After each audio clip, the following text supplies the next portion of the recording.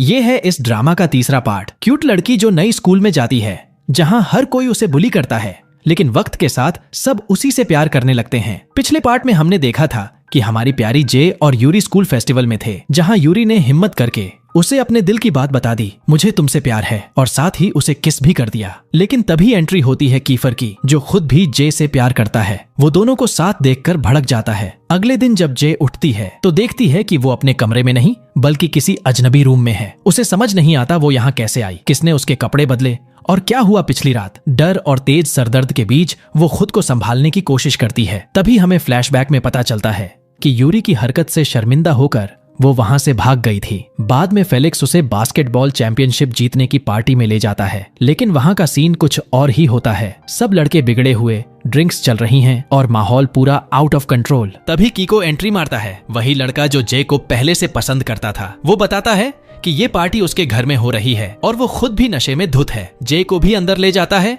और सबको चिल करने को कहता है। अंदर सब मस्ती में झूम रहे होते हैं, कोई डांस कर रहा है, कोई बेवकूफी कर रहा है। एक लड़का फेलिक्स से कहता है, भाई इसको भी हिट कर दे, लेकिन जे शालीनता से बत्तख की तरह डांस करती है। सब हंस पड़ते हैं, खासकर फेलिक्स। तभी कीको जोर से बोलता है कि ये पार्टी फेलिक्स के लिए है क्योंकि उसने बास्केटबॉल जीता है। सब फेलिक्स के लिए चीयर करने लगते हैं। फेलिक्स। लेकिन हमारी जे को अचानक भूख लगती है। वो खाने की तलाश में घर में घूमने लगती है। तभी देखती है मीका किसी अजनबी लड़के के साथ खड़ी है। जे को लगता है कि मीका अपने बॉयफ्रेंड को धोखा दे रही है, तो वो जाकर उसे डांटती है। लेकिन सच्चाई कुछ और होती है। वो अजनबी असल में मीका का बॉयफ्रेंड ही होता है, जो पहचान छुपाने के लिए गेटअप बदल कर आया था ताकि कीफर को पता न चले, क्योंकि कीफर और कीको की दुश्मनी पुरानी है। सब तय करते हैं कि आधे घंटे में पार्टी छोड़ देंगे, लेकिन जे बाथरूम जाने का बहाना करके निकलती है और तभी एक नशे में धुत लड़का उसे देखकर अपनी गर्लफ्रेंड समझ बैठता है। वो उसके करीब आने की कोशिश करता है, पर तभी कीको पहुंच जाता है,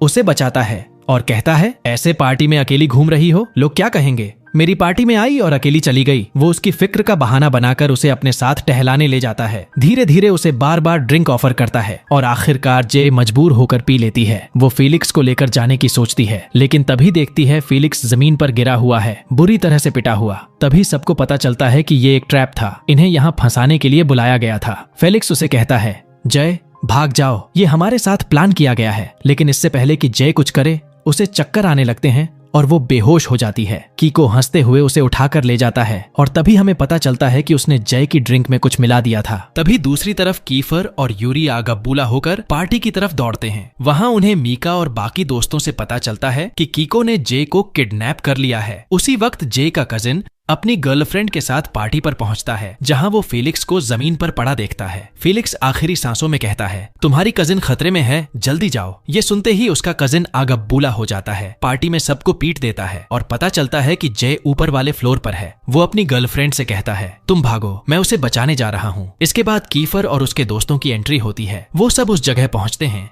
जहां फेलिक्स जमीन पर गिरा हुआ और बुरी तरह जख्मी पड़ा होता है। सब घबरा जाते हैं और तुरंत कुक फ्रेंड से कहते हैं कि उसे बाहर ले जाओ। गुस्से से भरे कीफर और उसके दोस्त तय करते हैं कि अब बदला लेंगे। वो कीको के गैंग पर टूट पड़ते हैं, कोई मुक्का, कोई किक, चेहरे तोड़ डालते हैं, लिटरली हड्डियां छटका देते हैं। सबको धूल चटाकर कीफर और यूरी ऊपर के फ्लोर की तरफ दौड़ते हैं, जहां जे को बचाना होता है। वहां पहुंचकर देखते हैं कि जे का कजिन पहले से ही कीको से लड़ रहा है। वो उसे मार रहा है क्योंकि कीको ने जे के करीब आने की कोशिश की थी। वो लोग कमरे में घुसते हैं और पाते हैं कि जे गहरी नींद में है। कजिन बताता है कि उसने टाइम पर पहुंचकर उसे बचा लिया था और अब जल्दी से उसे यहाँ से ले जाना चाहिए क्योंकि नीचे लड़ाई और बड़ी होने वाली है। कीफर उसे उठाता है और अपने घर ले जाता है ताकि वो सुरक्षित रहे। अब सीन कट होता है। जे होश में आती है, लेकिन उसे कुछ याद नहीं। वो कमरे से बाहर निकलती है, ये देखने कि आखिर वो कहाँ है। घर बिल्कुल साफ सुथरा है, सब कुछ सधा हुआ और पार्टी जैसा कोई माहौल नहीं। तभी पीछे से एक लड़का आता है। उसे देखकर जे को लगता है कि कहीं उसे पहले देखा है। वो पूछती है, तुम कौन हो? तो बच्चा मुस्कुराकर कहता है, मैं कैफर का छोटा भाई हूँ। वो बताता है कि वो अब उनके घर पर है और उसके सारे दोस्त बाहर उसका इंतजार कर रहे हैं। जे हैरान रह जाती है, उसे पता ही नहीं था कि कीफर के भाई भी हैं। वो उसके साथ बाहर जाती है,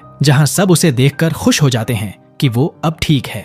जे दौड़कर फेलिक्स के पास जाती है और पूछती है, तुम ठीक हो? फेलिक्स मुस्कुराते हुए कहता है कि अब वो बिल्कुल ठीक है और माफी मांगता है कि वो पार्टी में उसे प्रोटेक्ट नहीं कर पाया। फिर बताता है कि कीफर और उसके दोस्तों ने ही समय पर पहुंचकर उसे बचाया। तभी यूरी आता है और पूरी सच्चाई बताता है। कीको का असली टारगेट तुम थी जे। उसने फेलिक्स को बस एक बहाने के तौर पर इस्तेमाल किया ताकि तुम्हें फंसा सके, लेकिन शुक्र है कि हम टाइम पर पहुंच गए। जे हैरान रह जाती है। उसे विश्वास नहीं होता कि कीको उसके साथ इतना घटिया प्लान बना सकता है। वो सबको शुक्रिया कहती है कि उन्होंने उसे बचाया। बाद में यूरी कीफर से बात करता है और कहता है, देख, जे को अब और मत इन सब प्लान्स में शामिल कर। वो मासूम है और उसे पहले ही बहुत बार खतरा हो चुका है, बस उसे दूर रख। ये सुनकर कीफर आग बबूला हो जाता है, इतना गुस्सा कि उसके हाथ में पकड़ा ग्लास वो जोर से तोड़ देता है और उसका हाथ कट जाता है। उधर फेलिक्स को अब भी गिल्ट है कि जय उसकी वजह से खतरे में पड़ी, लेकिन जय उसका मन हल्का करते हुए कहती है, मैं तुमसे नाराज नहीं हूँ, मैं अपनी मर्जी से तुम्हारे साथ पार्टी में गई थी। तभी उसे कीफर का हाथ जख्मी दिखता है। वो यूरी से पूछती है कि क्या हुआ, लेकिन यूरी कुछ नहीं बताता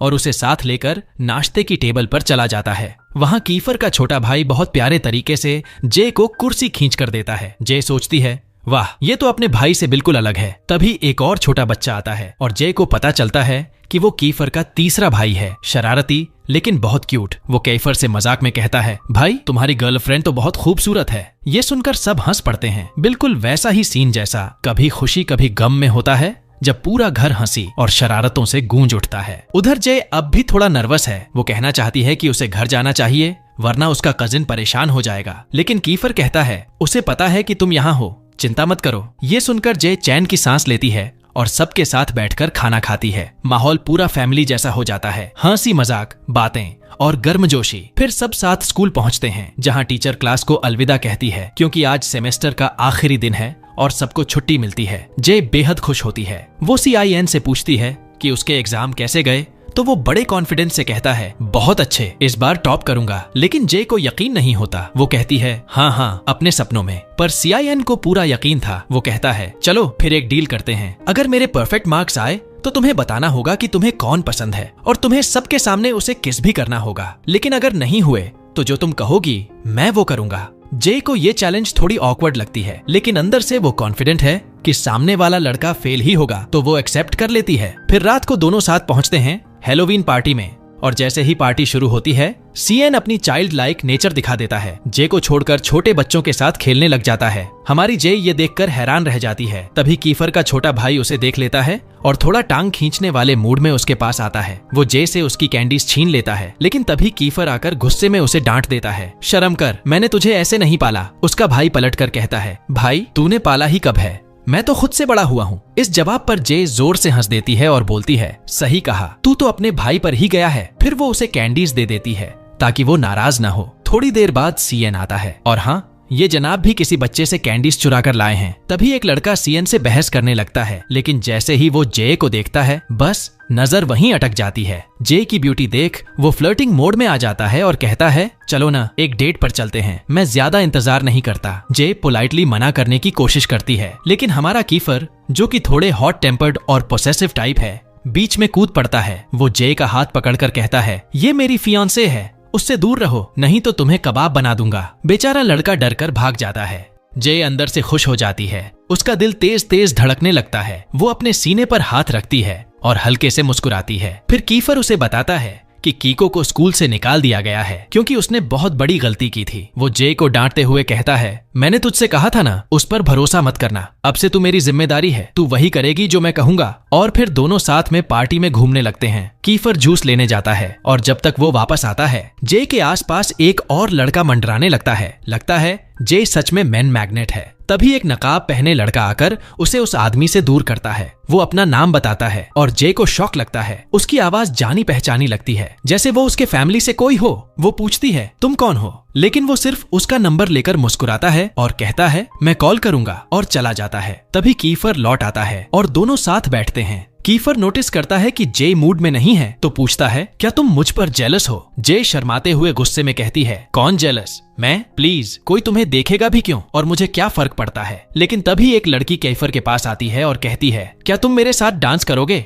जे के अंदर आग लग जाती है। वो लड़की के बाल खींचने का सोचती है, मगर खुद को रोक लेती है। कीफर हाँ कह देता है, लेकिन जे को भी साथ खींच लेता है। चलो तुम भी डांस करो। जे डांस फ्लोर पर ऐसे मस्ती से नाचती है जैसे कोई परवाह ही नहीं, और कीफर उसे देखकर हंस पड़ता है। फिर म्यूजिक बदलता है। अब बजती है एक स्लो रोमांटिक धुन। काइफर मौका पकड़ लेता है, जे का हाथ थाम लेता है, धीरे से उसे अपनी ओर खींचता है और उसकी आंखों में देखने लगता है। जे का दिल जोर जोर से धड़कने लगता है, चेहरा लाल हो जाता है, लेकिन वो खुद को रोक नहीं पाती। वो भी उसकी बाहों में आ जाती है। दोनों उसी म्यूजिक पर खो जाते हैं, जैसे वक्त ठहर गया हो। उस पल में जे को सारे मोमेंट्स याद आ जाते हैं जब कीफर उसके साथ था, और उसे एहसास होता है कि वो उससे प्यार करने लगी है। वो थोड़ा झुकती है, शायद किस करने के लिए, लेकिन शर्म के मारे रुक जाती है। मगर कीफर, वो तो बैड बॉय है ना, वो आगे बढ़ता है और सबके सामने उसे किस कर देता है। जे शॉक में लेकिन अंदर से खुश, जबकि कीफर कूल अंदाज में मुस्कुरा देता है, तुम शरीफ हो, मैं नहीं। दिन के आखिर में कीफर जे को घर तक छोड़ने आता है। दोनों एक दूसरे को देखते हैं लेकिन कुछ कह नहीं पाते, बस वो ऑकवर्ड सी खामोशी।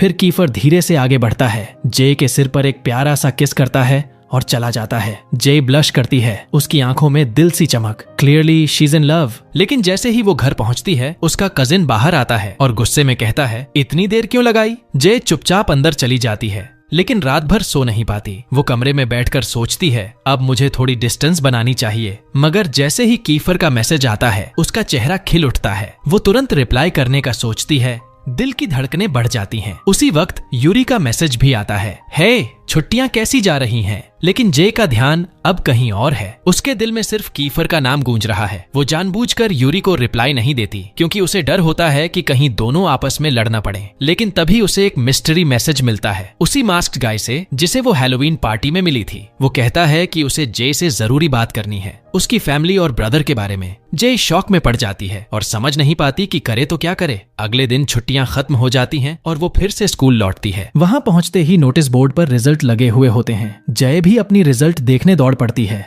लेकिन सामने स्टूडेंट्स की इतनी भीड़ होती है कि वो पास तक नहीं जा पाती। तभी उसका एक क्लासमेट कहता है, थोड़े पैसे दे दो, मैं तुम्हें रिजल्ट दिखा दूं। जे मान जाती है और वो लड़का अपनी ताकत लगाकर भीड़ को धकियाते हुए उसके लिए रास्ता बना देता है। जे अपनी रिजल्ट देखकर खुश हो जाती है, लेकिन तभी उसे याद आता है सीएन के साथ किया गया बैट। वो क्यूरियोसिटी में उसकी रिजल्ट देखने जाती है और दंग रह जाती है। सीआईएन ने तो फुल मार्क्स ले लिए हैं। जे को झटका लगता है, क्योंकि इसका मतलब वो बैट हार चुकी है। वो डर के मारे उससे बचने की कोशिश करती है, लेकिन किस्मत को कौन टाल सकता है। सामने से सीआईएन आ जाता है और उसे याद दिलाता है कि अब उसे अपना वादा निभाना होगा। जय हैरान होती है कि आखिर उसने ऐसा कैसे कर दिखाया, तो वो मुस्कुराते हुए कहता है, जब मैं किसी चीज के पीछे लग जाता हूँ तो उसे पूरा करके ही मानता हूँ। वो उसे कुछ दिन की मोहलत देता है और चला जाता है। थोड़ी देर बाद यूरी आता है और जे से पूछता है कि वो उसकी मैसेजेस का जवाब क्यों नहीं दे रही थी। जे झूठ बोलती है कि वो बिजी थी और क्लास में चली जाती है। वहां उसकी नजर कीफर पर पड़ती है। अचानक उसके दिल की धड़कनें तेज हो जाती हैं, क्योंकि उसे डर होता है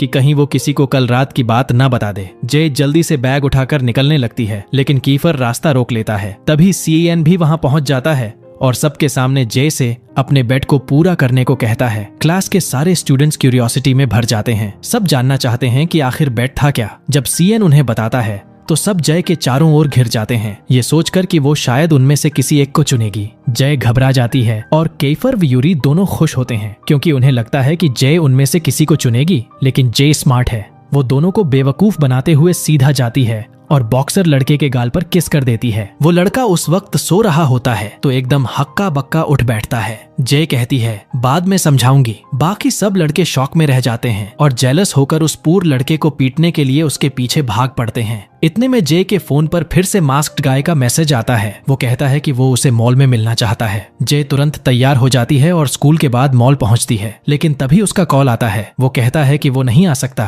क्योंकि उसके दोस्त उस पर नजर रख रहे हैं। जय इधर उधर देखती है और सच में दूर से कीफर और बाकी स्टूडेंट्स उसे देख रहे होते हैं। मास्क्ड गाय तब अपनी पहचान बताता है, मैं फेलिक्स का भाई हूँ। जय शॉक में रह जाती है, क्योंकि सबको तो लगता था फेलिक्स का भाई मर चुका है। वो उससे पूछती है कि उसका भाई कहाँ है, तो वो कहता है, वो हमेशा तुम्हारे आसपास था, बस तुमने पहचाना नहीं। तुम्हारा फैमिली बहुत कुछ छिपा रहा है। फिर कॉल कट हो जाता है। जय डर और कंफ्यूजन में रोने लगती है। तभी कीफर और उसके दोस्त वहां पहुंचते हैं और पूछते हैं कि वो क्यों रो रही है। जे गुस्से में कहती है कि उन्हें हर वक्त उसकी प्राइवेट लाइफ में दखल देने की जरूरत नहीं है और बताती है कि फेलिक्स का भाई जिंदा है। सब हैरान रह जाते हैं, किसी को यकीन ही नहीं होता। कैफर उसे घर ले जाता है और अपनी पुरानी तस्वीरें दिखाता है जिसमें फेलिक्स का भाई भी होता है। जे तस्वीर देखते हुए इशारा करती है, हाँ वही है। सब हैरान रह जाते हैं और जे पूछती है कि आखिर उसे मरा हुआ क्यों समझा गया था। तभी यूरी सारा सच बताता है, जिस दिन हम सब स्कूल में नए थे तुम्हारा कजिन हमारा दोस्त था।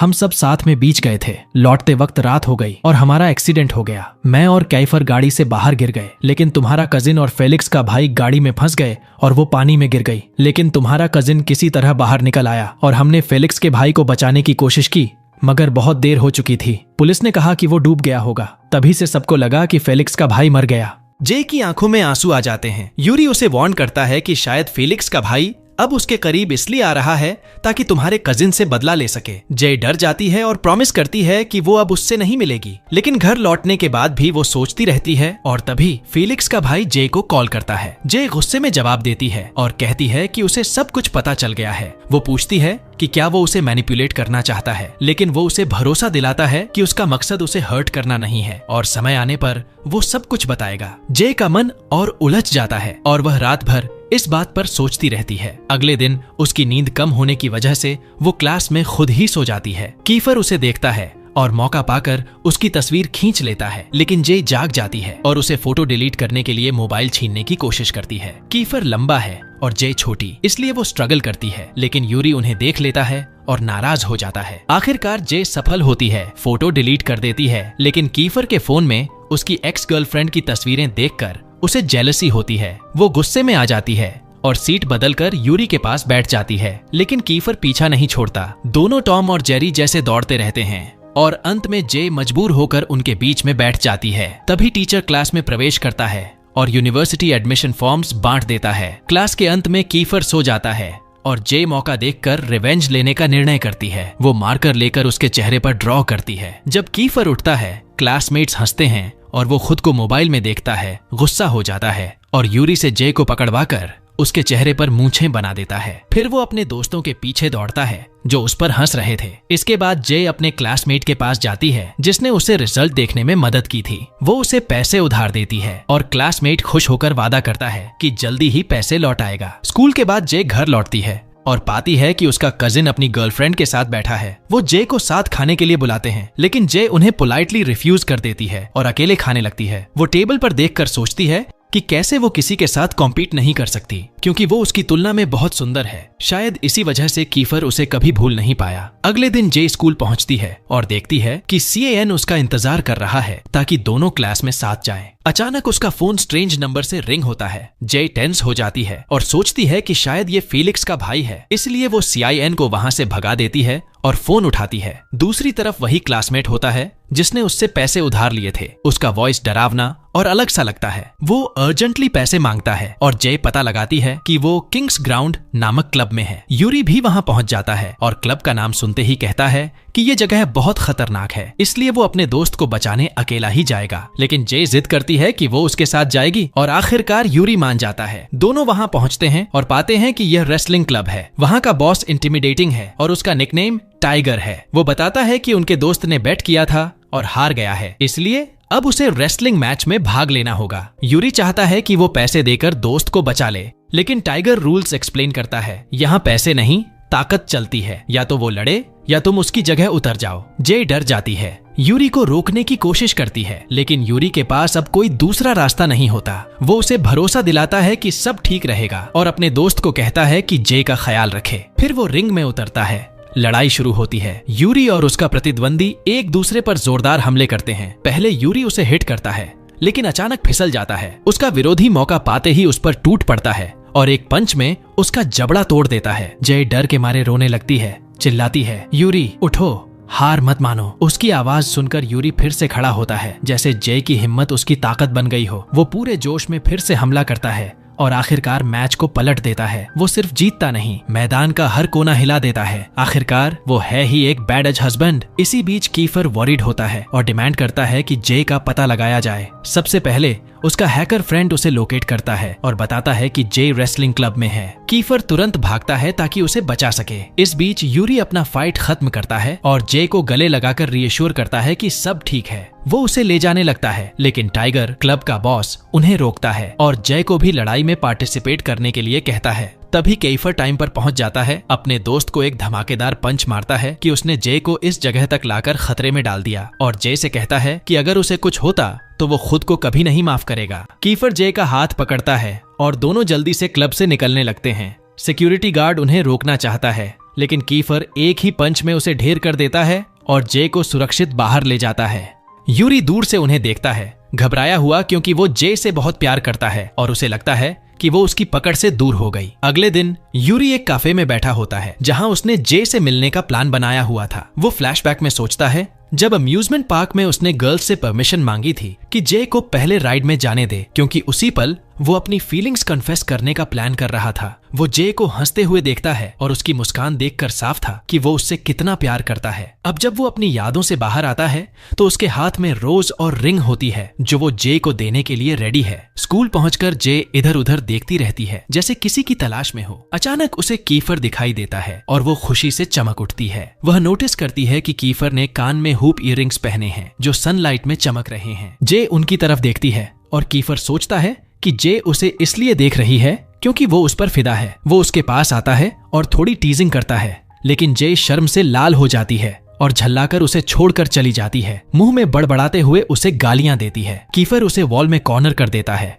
और वॉर्न्स करता है कि अगर उसने फिर से उसे गाली दी तो वो उसे जबरदस्त पनिशमेंट देगा, और इस दौरान वो उसे चिढ़ाते हुए देखता रहता है। जे नर्वस हो जाती है और मजबूरी में चुप हो जाती है, लेकिन गुस्से में फिर से अपना मुंह बंद नहीं कर पाती। फिर जे अपने क्लासमेट्स के साथ यूनिवर्सिटी विजिट के लिए जाती है। वहां वो नोटिस करती है कि सीएन अपनी टाई नहीं बांध पा रहा। वो आगे बढ़कर खुद उसकी टाई सेट कर देती है। बाकी सारे लड़के भी उसी के पास आ जाते हैं। जय, मेरी भी बांध दो ना, क्योंकि क्लास में वही एक लड़की है जिसे ये काम आता है। यूरी भी इम्प्रेस करने के लिए खुद टाई बांधने की कोशिश करता है, पर उल्टा गड़बड़ कर देता है। जे हंसते हुए उसकी भी ठीक कर देती है और बस कीफर का जेलसी मोड ऑन हो जाता है। वो जानबूझकर अपनी टाई भी खोल देता है ताकि जे उसकी भी बांध दे, जबकि उसे खुद अच्छी तरह आता है। जे उसे टोकती है, अरे मैंने देखा था, तू खुद बांध सकता है, अब क्या चाहिए। फिर भी जे का दिल बड़ा है, वो उसकी टाई भी बांध देती है ताकि वो नाराज न हो। कीफर जे की नरमी देखकर खो जाता है, उसकी आंखों में सीधा देखता रहता है, लेकिन जय शर्म से उसकी टाई खींच देती है। बस करो अब। फिर सब यूनिवर्सिटी पहुंचते हैं। जे वहां एक टीचर की फोटो देखती है जो बिल्कुल उसी जैसी दिखती है। उसे लगता है कि शायद वो उससे जुड़ा हुआ है। तभी फेलिक्स आता है, खुश होकर जे को बताता है कि उसने स्पोर्ट्स स्कॉलरशिप जीती है और जे की वजह से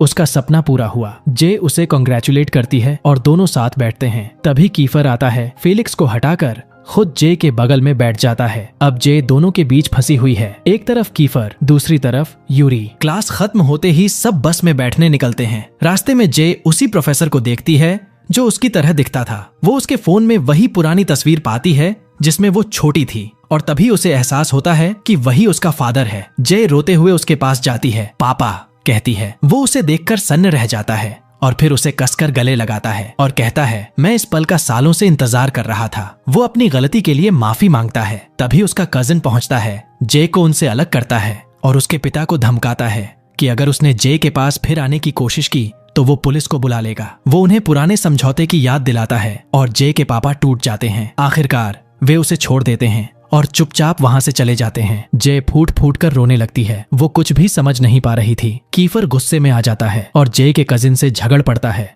यहाँ तक कि उसे जोर से धक्का देकर गिरा देता है। यूरी और कीफर दोनों ही जे को संभालने की कोशिश करते हैं, लेकिन वो पूरी तरह टूट चुकी होती है। जे घर लौटती है रोती हुई और अपने अंकल का सामना करती है। आपने मुझसे झूठ क्यों बोला? मेरा पापा जिंदा है तो आपने मुझे उससे क्यों दूर रखा? आपके और उनके बीच आखिर क्या समझौता था? अंकल उसकी हालत देखकर पिघल जाता है, लेकिन फिर भी जवाब देने से इनकार करता है। बस इतना कहता है, तुम्हें सब कुछ कल पता चलेगा जब तुम्हारी माँ आएगी। जे सख्त लहजे में कहती है कि वो अपनी माँ से नहीं मिलना चाहती और गुस्से में घर छोड़कर निकल जाती है। वो सीधा कीफर के घर पहुंचती है और नोटिस करती है कि वो अकेला रहता है। जे पूछती है, तुम अकेले रहते हो? तुम्हारे पेरेंट्स कहाँ हैं? कीफर उदास नजर से जवाब देता है, माँ मर चुकी है और पापा ने दूसरी शादी कर ली तो मैंने उन्हें घर से निकाल दिया। तब से मैं और मेरे भाई अकेले रहते हैं। फिर वो जय से पूछता है, और तू यहाँ क्यों आई है? माँ के पास क्यों नहीं गई? जय चुप हो जाती है, कुछ नहीं कहती। माहौल हल्का करने के लिए कीफर एक गेम का आइडिया देता है, कॉन्फेशन गेम। दोनों बारी बारी से एक दूसरे से सवाल पूछेंगे। जो जवाब नहीं देगा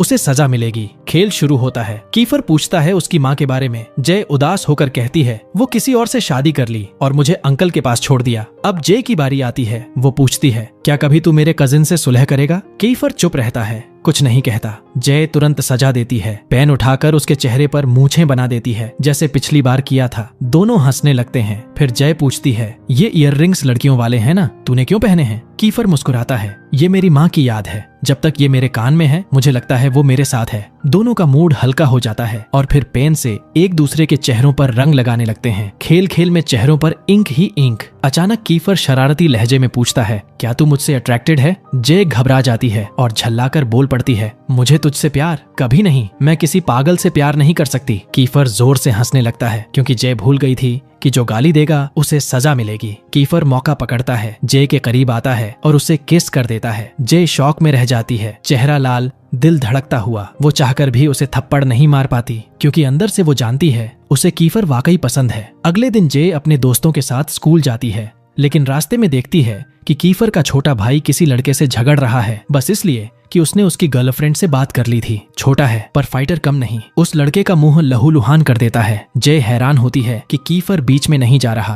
तभी यूरी आता है और कीफर के भाई को धक्का देकर रोकता है। कीफर को गुस्सा आता है और वो यूरी को मुक्का मार देता है। यूरी पलटकर जवाब देता है तो कीफर उसके कमजोर हिस्से पर किक मारता है और उसे नीचे गिरा देता है। जय आग बबूला हो जाती है। इनफ कीफर, गलती तुम्हारी और तुम्हारे भाई की है। वो यूरी को उठाकर उसकी मदद करती है और गुस्से में कीफर को वहीं छोड़ देती है। बाद में सब एक रेस्टोरेंट में बैठते हैं। जय को यूरी की सादगी और शांति बहुत भाती है। यूरी खुश होकर कहता है थैंक यू जय, तुमने मेरा साथ दिया, और फिर धीरे से आई लव यू कह देता है। लेकिन वो ये बात जापानी में बोलता है ताकि जय समझ न सके। सीएन माहौल हल्का करने के लिए कहता है देखो कीफर बुरा नहीं है, उसे अभी तक अपने किए पर गिल्ट हो रहा होगा। तभी कीफर वहां आता है, सबको डिनर पर ट्रीट देता है और सीधा यूरी के पास जाकर हाथ मिलाता है। No hard feelings. दोनों मुस्कुराते हैं। यही होती है असली दोस्ती। लेकिन जय अब भी नाराज होती है और कहती है तुम्हें माफी मांगनी चाहिए। मगर कीफर का तो ईगो बहुत बड़ा है। वो मना कर देता है और अपने स्टाइल में बोलता है अगर मैं तुझे तेरे पापा की लोकेशन बता दूं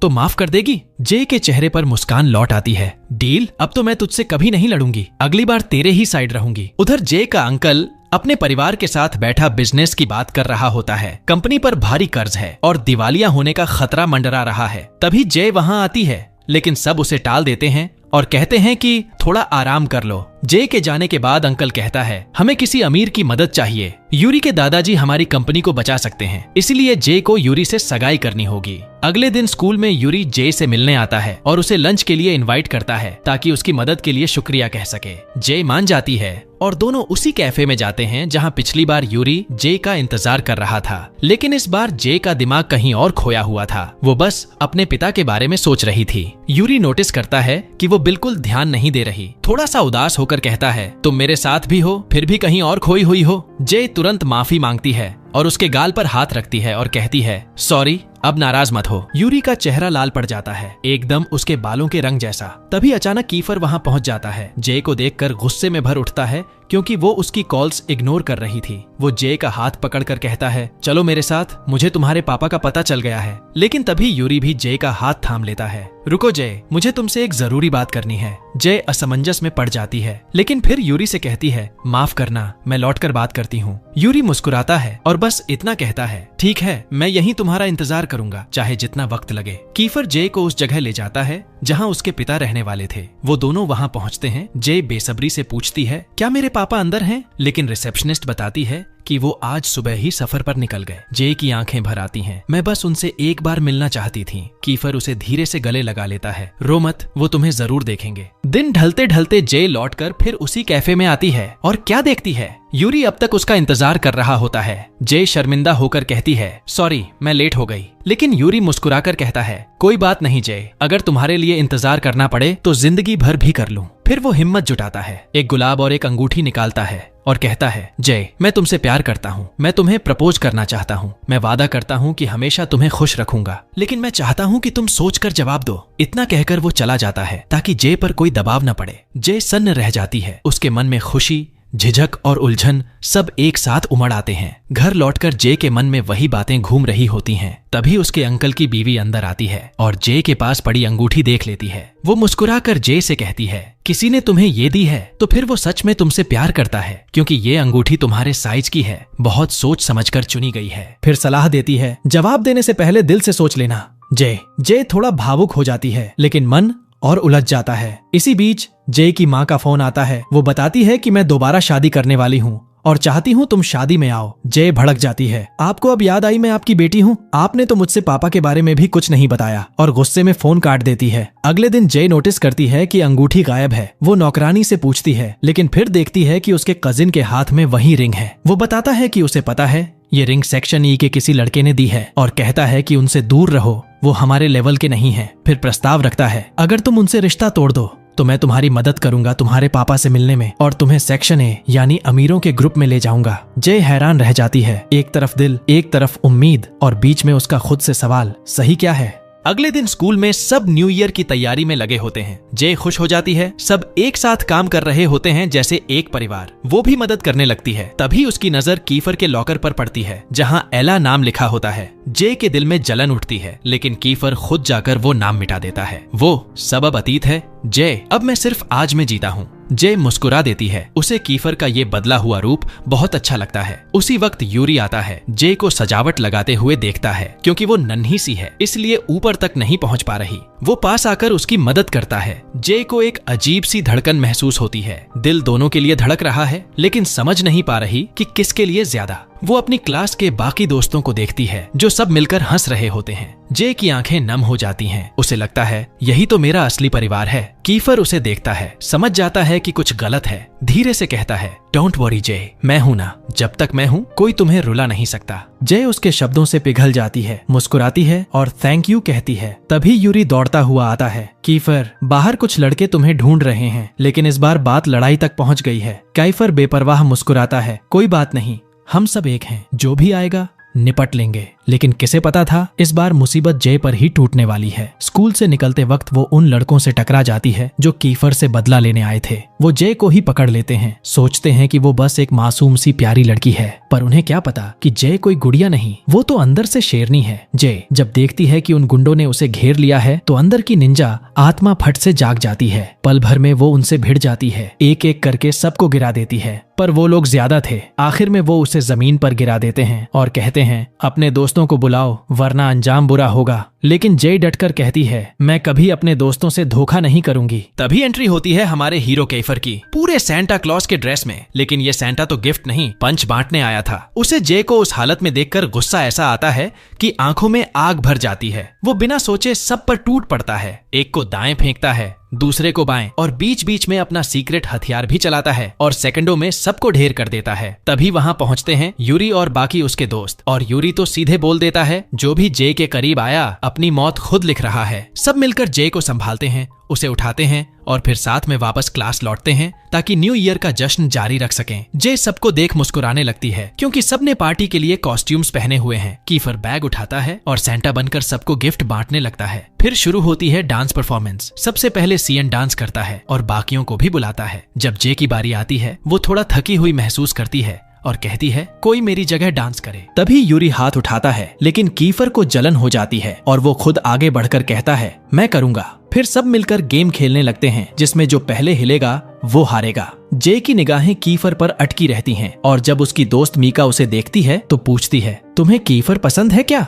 जे शर्मा जाती है और मना करती है, लेकिन मीका मुस्कुरा देती है क्योंकि उसकी नजरों ने सब बयां कर दिया था। गेम खत्म होने के बाद सब खाने बैठते हैं। जे नोटिस करती है कि यूरी अकेला बैठा उदास है। वो उसके पास जाती है, मुस्कुराकर माहौल हल्का करती है और कहती है, वैसे वो रिंग बहुत खूबसूरत थी, मुझे सच में पसंद आई। यूरी के चेहरे पर खुशी लौट आती है और वो जानबूझकर मजाक करने लगता है ताकि अपनी उदासी छुपा सके। लेकिन कीफर उन्हें साथ देखकर फिर से जलने लगता है, भले ही जे का दिल उसी की तरफ झुक रहा हो। तभी क्लास में हंगामा मच जाता है। कोई चिल्लाता है, भाई चिकन कौन खा गया? सब एक दूसरे को शक से देखते हैं। जे सिचुएशन संभालती है, दोस्तों शायद चिकन किसी की प्लेट में ही रह गया होगा। वो सबकी प्लेट चेक करती है लेकिन चिकन गायब। फिर जब वो देखती है कि CIN वहां नहीं है तो उसे ढूंढने लगती है। और क्या देखती है, वो मेज के नीचे छुपकर पूरा चिकन अकेला खा रहा होता है। जय हंसते हंसते लोटपोट हो जाती है। सीआईएन शर्मिंदा होकर कहता है, माफ करना जय, चिकन ने मुझे बहका दिया, इतना जूसी था कि खुद पर काबू नहीं रख पाया। सब हंस पड़ते हैं। तभी उनका दोस्त शेफ अंदर आता है और बाहर के रेस्टोरेंट से ढेर सारा खाना लेकर आता है और पूरा ग्रुप फिर से जश्न में डूब जाता है। इसके बाद बॉक्सर जय को एक गिफ्ट देता है, एक नेकलेस जिस पर उसका नाम लिखा होता है। जय खुश होकर थैंक्स बोलती है, लेकिन बाद में पता चलता है कि असली गिफ्ट देने वाला कोई और था, फेलिक्स का भाई। खाना खत्म होते ही सब जय को जबरदस्ती डांस के लिए स्टेज पर खींच लाते हैं। केफर को भी बुलाया जाता है, लेकिन वो मना कर देता है, बस जय को डांस करते हुए देखता रहता है। उसकी हंसी, उसकी चमकती आंखें, सब देखकर उसके दिल में एक नई उम्मीद जग जाती है। डांस खत्म होने पर सब जय को उठाकर ऊपर उछालते हैं। हंसी खुशी में पूरा माहौल रोशन हो जाता है। फिर यूरी गिटार उठाता है और जय की तरफ देखकर एक प्यारा सा सॉन्ग बजाने लगता है। उसकी नजरों में बस जय ही होती है। कीफर के अंदर जलन की आग सुलगती है, पर वो छुपा लेता है। जय उसकी बेचैनी महसूस करती है और माहौल बदलने के लिए नया गेम सजेस्ट करती है। चलो एक फन कंपटीशन खेलते हैं, विश गेम। पहला टास्क होता है चॉकलेट लाओ। तो उनका शरारती दोस्त मीका को पकड़कर कहता है, लो भाई मेरी चॉकलेट यहीं है। और पूरा ग्रुप हंसी से लौटपोट हो जाता है और सब जोर से हंस पड़ते हैं। माहौल इतना मस्ती भरा हो जाता है कि कीफर भी थोड़ा मस्ती में आता है। जब बारी आती है कुछ प्यारा लाओ की, तो कीफर मुस्कुराता है,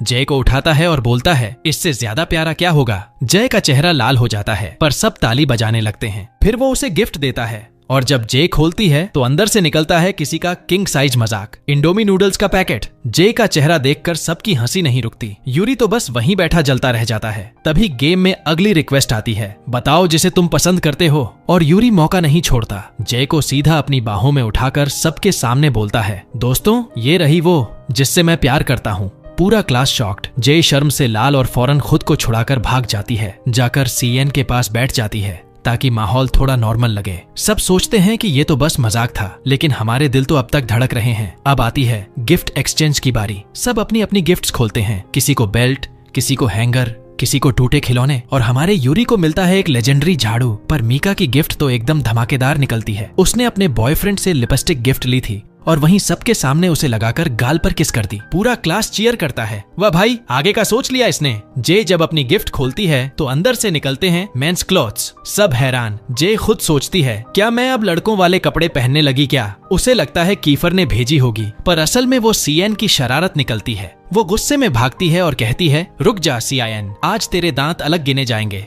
भागते भागते जय क्लास के दरवाजे पर रुक जाती है। अंदर सब स्टूडेंट्स हंस रहे हैं, खेल रहे हैं, जश्न मना रहे हैं। जय की आंखों के सामने वो सारे पल घूम जाते हैं। जब वो पहली बार इस क्लास में आई थी, सब उसे भगाना चाहते थे, लेकिन अब वही लोग उसकी फैमिली बन गए हैं। उन्होंने उसके साथ हंसा, लड़ा, उसे बचाया, और हर बार जब जय खतरे में होती तो सब सच में उसे बचाने के लिए दौड़ पड़ते थे। वो सब यादें सोचकर जय की आंखों से आंसू निकल आते हैं। लेकिन तभी कीफर पास आता है, उसके आंसू पोंछता है और धीरे से कहता है, मुझे तुम्हें उदास देखना बिल्कुल पसंद नहीं। जय का दिल पिघल जाता है। उसकी आंखों में फिर से मुस्कान लौट आती है। उसी पल वो फैसला लेती है, मैं अपने दोस्तों को नहीं छोड़ूंगी। वो अपने कजिन को मैसेज भेजती है, मैं इस क्लास को छोड़कर कहीं नहीं जा रही। फिर दौड़कर वापस अंदर जाती है, सबके बीच खड़ी होकर मुस्कुराती है और पूरी गैंग के साथ एक प्यारी सी ग्रुप फोटो खिंचवाती है। सबकी हंसी, चमकती लाइट्स और जय की खुशी, उस पल सब कुछ परफेक्ट लगता है। अगले दिन जय घर पर उठती है, नींद और हैंगओवर में डूबी हुई। उसे बस इतना याद रहता है कि पिछली रात उन्होंने घर पर पार्टी की थी। कुछ लोग जल्दी चले गए थे, जबकि बाकी वहीं रुक गए थे। नीचे सबने जमकर ड्रिंक किया था। यूरी थोड़ा उदास था, लेकिन जय तो बस मस्ती में डूबी हुई थी, हंसती,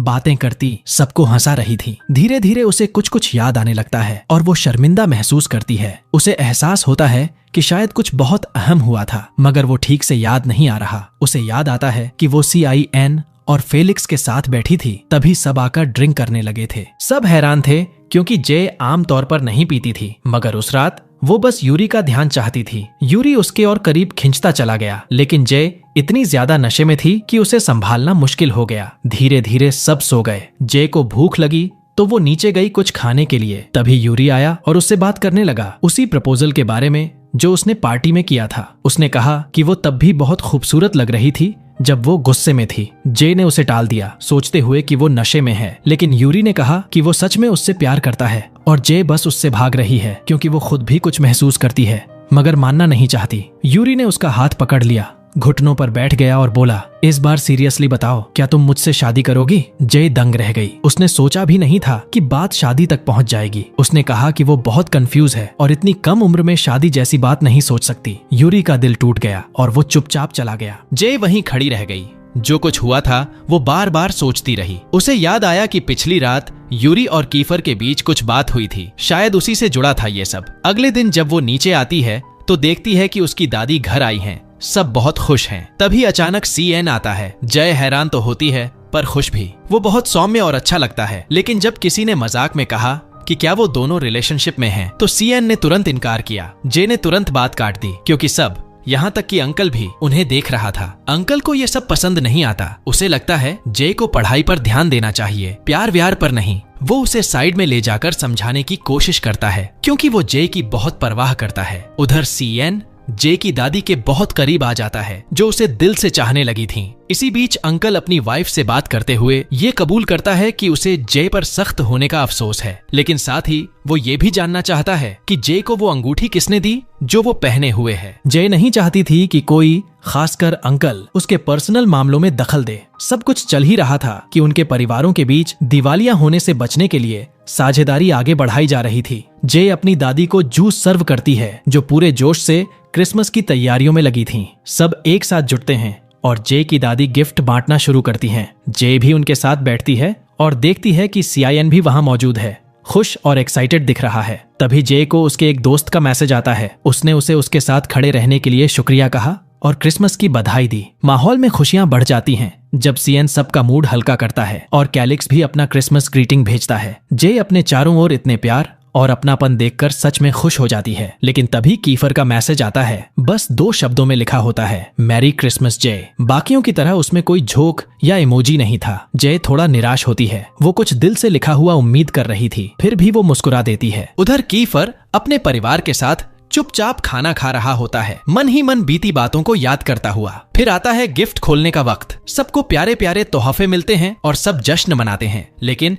जब जय अपना गिफ्ट खोलती है तो उसमें एक सफेद ड्रेस निकलती है, बेहद खूबसूरत पर हैरान कर देने वाली। वो समझ नहीं पाती कि इसका क्या मतलब है और बाकी सब भी सोच में पड़ जाते हैं कि जय की रिएक्शन क्या होगी। आखिर वो अभी इतनी छोटी है। 1 हफ्ता बीत जाता है और जय कहीं नजर नहीं आती। उसकी आंटी और दादी उसे देखने की तैयारी करती हैं, लेकिन तभी जय खुद सामने आ जाती है, उसी सफेद टाइट ड्रेस में। सब हैरान रह जाते हैं। अंकल को तुरंत कुछ महसूस होता है। वो पहले से ज्यादा बेचैन लगने लगता है, लेकिन जय को समझ नहीं आता कि वो ऐसा क्यों बर्ताव कर रहा है। फिर आता है न्यू ईयर ईव, खासकर हनामिची होटल में होने वाली बड़ी पार्टी। यूरी को यकीन था कि जय वहां जरूर आएगी। पार्टी शुरू होती है और सब यूरी के परिवार से मिलते हैं। जय को सबके सामने इंट्रोड्यूस किया जाता है। वो कोशिश करती है कि वो नॉर्मल दिखे। तभी उसकी नजर कीफर पर पड़ती है। उसे देखते ही उसका चेहरा खिल उठता है, लेकिन कीफर का लहजा ठंडा और दूर होता है, जैसे अब वो पहले वाला नहीं रहा। जय थोड़ा असहज होकर ड्रिंक लेने जाती है। तभी सिंगर का परफॉर्मेंस शुरू होता है। गाना वही होता है जो कभी कीफर ने जय के लिए गाया था। वो पल जय के दिल को गहराई तक छू जाता है। उसे एहसास होता है कि कीफर ही वो इंसान है जो उसे सबसे ज्यादा समझता है। जय खुद को रोक नहीं पाती और ड्रिंक करने लगती है। तभी यूरी वहां आ जाता है और सबके सामने जय को फिर से प्रपोज कर देता है। जय के पैरों तले जमीन खिसक जाती है। अभी कुछ दिन पहले ही वो जापान से लौटा था और अब सबके सामने डांस के लिए हाथ बढ़ा रहा था। दोनों का डांस बहुत खूबसूरत होता है, लेकिन हवा में टेंशन भरी होती है। सबकी नजरें उन पर टिकी होती हैं। कीफर साइड में खड़ा सब देख रहा होता है, दिल टूटा हुआ। डांस के दौरान जय और यूरी दोनों के चेहरे पर मिली जुली भावनाएं होती हैं, खुशी भी, दर्द भी। कीफर को एहसास होता है कि वो फिर से उसे खो रहा है और अपने दर्द को शराब में डुबोता है, जबकि जय मुस्कुराने की कोशिश करती है जैसे सब ठीक है। डांस खत्म होता है, नया साल शुरू होता है और सब मिलकर यूरी का बर्थडे सेलिब्रेट करते हैं। जय स्टेज पर जाती है और उसे बर्थडे सॉन्ग गाती है। कीफर की आंखों में आंसू होते हैं। कुछ देर बाद सच्चाई सामने आती है। दोनों परिवारों की पार्टनरशिप अब तय हो चुकी है और जय और यूरी को एक कपल के रूप में पेश किया जाता है। सब जश्न मना रहे होते हैं, लेकिन जय के अंदर तूफान चल रहा होता है। उसे लगता है जैसे किसी ने उसके साथ धोखा किया हो। कीफर सैड है। जय कुछ समझ नहीं पा रही और उसे यूरी के साथ जबरदस्ती भेज दिया जाता है। उसका परिवार गिल्ट में है कि उन्होंने जय को इस बारे में पहले क्यों नहीं बताया, और साथ ही थोड़ा गुस्से में भी। उन्हें लगता है कि यूरी के परिवार ने उनकी कमजोरी का फायदा उठाया। कीफर और जे दोनों टूट चुके हैं, लेकिन यूरी खुश है क्योंकि उसे आखिर वो लड़की मिल गई जिससे वो बरसों से प्यार करता था। जे बाहर से नॉर्मल दिखने की कोशिश करती है, लेकिन अंदर से वो बिखर चुकी है। उसे पता चलता है कि सब, यहाँ तक कि उसका परिवार और दोस्त भी इस एंगेजमेंट के बारे में पहले से जानते थे। अकेली और टूटी हुई जे पार्टी से रोते हुए निकल जाती है। उसे यकीन ही नहीं होता कि क्या ये सब सच है या कोई बुरा सपना। शादी का फैसला कैसे हो गया और उसे किसी ने बताया तक नहीं। बाहर अंकल उसे रोते हुए देखता है। वो कबूल करता है कि उसे सब समझाना था, मगर मौका नहीं मिला। उसकी आवाज में अफसोस झलकता है। वो कहता है, हमारे पास कोई और रास्ता नहीं था जय। हमारे परिवार का बचना इसी पार्टनरशिप पर निर्भर था। जय की आंखें भर जाती हैं और वो बस खामोशी से खड़ी रह जाती है, टूटे हुए दिल के साथ। अंकल जैसे इंसान से तो जय को सबसे ज्यादा उम्मीद थी कि वो उसकी जिंदगी के फैसले खुद नहीं करेगा। जय टूटे हुए लहजे में कहती है, हाँ मैंने बहुत गलतियां की हैं, सब कुछ ठीक करने की कोशिश में, लेकिन शादी के लिए मुझे मजबूर करना। मैं अभी बच्ची हूँ, मुझे पढ़ना है, काम करना है, अपनी जिंदगी खुद जीनी है। सब उसे समझाने लगते हैं कि शादी अभी नहीं होगी, बस एंगेजमेंट है, एक दूसरे को समझने का मौका। लेकिन जय के लिए वो अंगूठी उसकी उंगली पर नहीं, उसकी आजादी पर जंजीर लग रही थी। उसकी आंटी उसके दर्द को समझती है क्योंकि वो जानती है जय ये सब कभी नहीं चाहती थी, मगर बाकी सबको लगता है यही उसके लिए सही है। सब कहते हैं बस सगाई है, बड़ी बात नहीं, लेकिन जय के लिए ये दुनिया का सबसे बड़ा बोझ था। कोई अंकल को दोष नहीं देता। सब कहते हैं कंपनी डूब रही थी और यही एक रास्ता था उसे बचाने का। अब कीफर को सब सच पता चल चुका है और अंदर से वो जानता है कि वो जय को दोबारा खोना नहीं चाहता, लेकिन अगर वो ठहरा तो उसे यूरी और सबके साथ रिश्ता तोड़ना पड़ेगा। इसलिए वो एक कदम पीछे हट जाता है। फिर भी जब उनका गाना बजता है तो उसका दिल टूट जाता है। वो खुद से कबूल करता है कि वो हमेशा अपने पिता जैसा बनने से डरता था, ठंडा, कठोर और निष्ठुर। पर उसने कभी नहीं सोचा था कि वो अपनी माँ जैसा प्यार करेगा, पागलपन से, बेझिझक, बस दिल से। और अब चाहे जो हो, वो जय को फिर कभी जाने नहीं देगा। वो सीधे उसके सामने पहुंचता है। जय घबरा जाती है और पीछे हटने की कोशिश करती है, पर कीफर रुकता नहीं। वो सीधा पूछता है, क्या तुम यूरी से प्यार करती हो? जय के पास कोई जवाब नहीं होता। वो बस चुप खड़ी रहती है, आंखों में आंसू लिए। तब कीफर कहता है, या तो जवाब दो या मुझे किस करो। जय फिर भी चुप रहती है, बस रोती है। और उसी दर्द भरे सन्नाटे में कीफर उसे किस कर देता है। शायद वो अलविदा था या शायद कुछ और गहरा। जय उसे धक्का देती है, गुस्से और उलझन में चिल्लाती है कि वो ऐसा कैसे कर सकता है इस हालात में। लेकिन कीफर फिर से उसे कसकर अपने पास खींच लेता है और एक बार फिर उसे किस कर देता है, इस बार और गहराई से, जैसे दिल का सारा दर्द उसी पल में बहा देना चाहता हो। दोनों की आंखों से आंसू गिर रहे होते हैं। तभी डिंग, लिफ्ट खुलती है और कुछ लोग अंदर आते हैं। पल टूट जाता है। दोनों जल्दी से एक दूसरे से दूर हट जाते हैं, जैसे कुछ हुआ ही ना हो। लेकिन हवा में अब भी वो जलता हुआ एहसास बाकी रहता है। जय अपने परिवार को याद करती है जिन्होंने हमेशा उसकी रक्षा की, जबकि कीफर अपने सीक्रेट से पीछा नहीं छुड़ा पाता। दोनों खोए हुए हैं अपने ही जज्बातों में। जय चुपचाप चली जाती है। कीफर वहीं खड़ा रह जाता है, आंखों में दर्द और पछतावा। तभी यूरी आता है और बड़े नरमी से उसका हाथ पकड़कर कहता है, चलो सब इंतजार कर रहे हैं। जय खोई हुई सी उसके साथ चली जाती है। यूरी उसे रूफटॉप पर लेकर आता है। चारों तरफ खूबसूरत सजावट, लाइट्स और ठंडी हवा। वो उसे मुस्कुराने के लिए कहता है, थोड़ा हंसो, इस पल का मजा लो। दोनों चलते हैं और जय को हैनामिची फैमिली से मिलवाया जाता है क्योंकि उसने यूरी का प्रपोजल मान लिया था। सब टोस्ट करते हैं, ड्रिंक्स उठाते हैं, मुस्कुराते हैं, लेकिन जय के अंदर सब कुछ उल्टा पुल्टा है। वो बाथरूम जाने का बहाना बनाकर निकलती है और तभी कीफर फिर सामने आ जाता है। वो उसे एक बार फिर रोकता है। जय हैरान होती है, अब क्यों कीफर? वो भी टूट चुका होता है। कहता है, मैं अब तुम्हें रोकने नहीं आया, लेकिन डरता हूँ इस बात से कि तुम किसी और की हो जाओगी, जबकि तुम्हारा दिल अब भी मेरे पास है। वो उसकी आंखों में देखता है और कहता है, मैं देख सकता हूँ जय, तुम शादी से नहीं डर रही, तुम इस बात से डर रही हो कि तुम्हारा दिल किसी और के लिए धड़कता है। फिर वो सब कुछ साफ साफ कह देता है, मैं तुमसे प्यार करता हूँ और अब छुपाऊंगा नहीं। जय सन्न रह जाती है। तभी आसमान में पटाखे फूटने लगते हैं। न्यू ईयर का आतिशबाजी शो शुरू हो जाता है। जय उसकी आंखों में देखती है और अचानक उसे खींचकर किस कर लेती है। आसमान में रंग बरस रहे होते हैं और नीचे दो दिल एक हो रहे होते हैं। कीफर उसे और मजबूती से थामता है और दोनों का किस गहराता चला जाता है। उनका प्यार अब पहले से ज्यादा तेजी से जल रहा होता है, बिना डर, बिना झिझक। तभी परिवार के लोग पहुंचते हैं। यूरी की माँ अपने बेटे को दूर खड़ा देखती है, टूटा हुआ, अकेला, किसी का इंतजार करते हुए